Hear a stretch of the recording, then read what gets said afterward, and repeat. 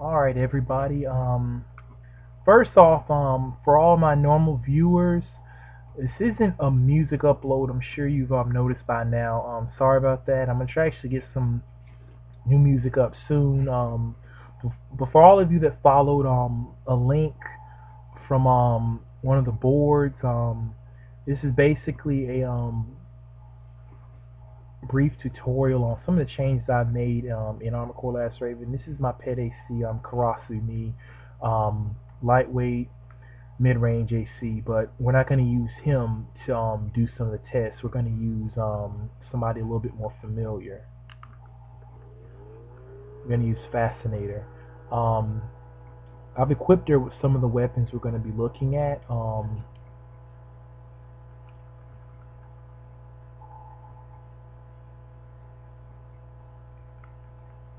Actually, I changed the name of these because I also changed their properties. They're actually a little bit more accurate now.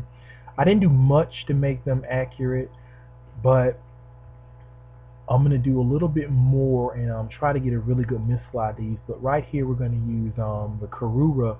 The reason why is I want to show you something visual that you can see, some changes.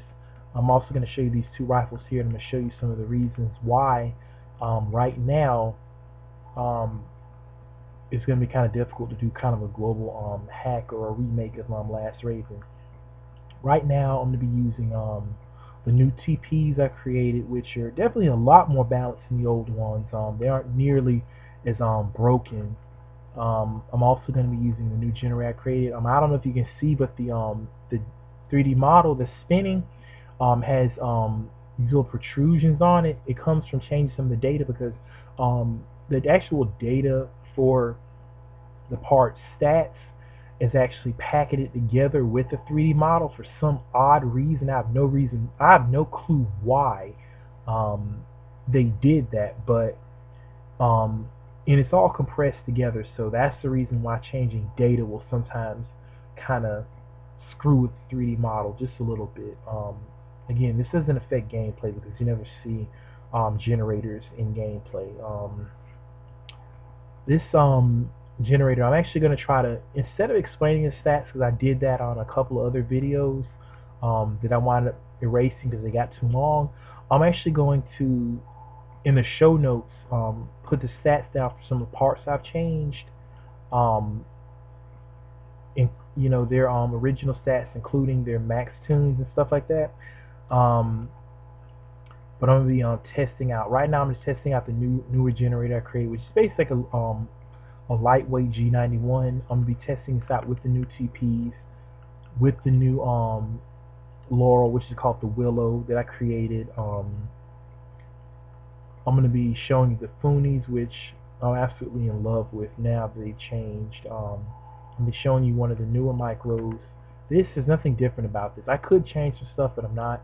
I'm going to show you two rifles, and these rifles are going to kind of demonstrate to you why it takes so long currently to actually do a full hack for this game. If this game was actually compatible with the current PS2 emulators with the debugger, doing this would be so much faster. Doing this on a computer and then testing it out right there would be so much faster. But having to do all these changes in hex and then burn a whole another CD image, a DVD image, takes too long. Going through and trying to find where things went wrong. A debugger would show you immediately. So it's a shame we don't have one, but we have to do what we can do. But yeah, these two are going to show you some of why it's kind of difficult. After this, I have a video that I'm gonna. It's not so much a video as it is a slideshow. It's gonna kind of explain, how tracking for normal weapons, tracking for missiles, how that stuff all works. And it's actually gonna talk about a particular stat. Weapons have actually a number of stats that describe their firing behavior. One of the stats that I'm actually making a slideshow based on is I don't really know what to call it. I guess I call it prediction stat, path prediction. Path prediction, the actual missile's agility, and the missile's velocity, those three things are the things which determine how accurate a missile is. You can actually make a missile. Path prediction is the least important of all three. Now it has some very unique effects if you know how to manipulate it correctly. They're subtle, but they're definitely unique. Um, but it has the weakest effect of all three. Um, Velocity of the missile is very important. So is the actual agility of the missile. Um, I'm going to show you with the Funis how shot spread affects velocity. I mean, not velocity. What am I talking about? How it affects accuracy. As velocity does actually work for accuracy a lot with I'm thinking about weapons right now, armed weapons. Um, a lot of people really tote velocity as being the most important factor in the accuracy of a gun, but it really isn't. Shot stray is the most important factor that I found actually in testing. But let me go ahead and go on with the test soon. What I'll go ahead and do is first I'm going to show you how these missiles work. Then I'm going to show you how the extensions work. That's the reason why I got the Harpy. And then I'm going to show you the weapons.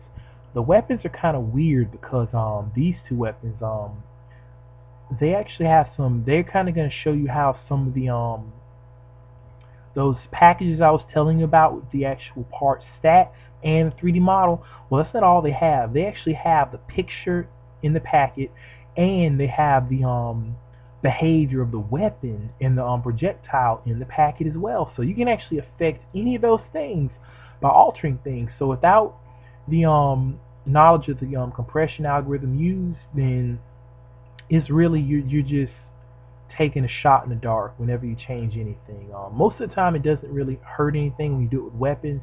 Parts are different, of course, because they have parts actually have moving parts, so there's a lot more that you can affect. But yeah, basically that's it for this one. Next video we're going to actually demonstrate this stuff in battle.